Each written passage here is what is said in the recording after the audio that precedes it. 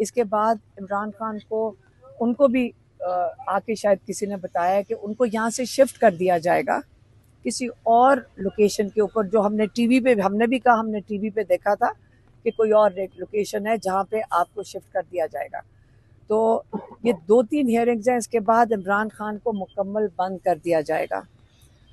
हमारे लॉयर्स तो ये कह रहे हैं कि ज़्यादा से ज़्यादा 3 हियरिंग्स हैं, उसके बाद बिल्कुल टोटल आइसोलेशन में इमरान खान को ले जाएंगे। और अगली जो 3-4 हियरिंग्स हैं उसके अंदर मेरी बहनें आके आपको मैसेज देंगी, ताकि मैं एक इन लोगों के लिए बहाना और डिस्ट्रैक्शन ना बनूं।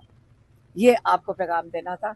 और जो बाकी है उनके पार्टी के लोग आए हुए थे अंदर, सलमान राजा थे, अली जफर थे और बैरिस्टर सैफ, और मेरे ख्याल में वो एक प्रेस कॉन्फ्रेंस करेंगे कोई इस वक्त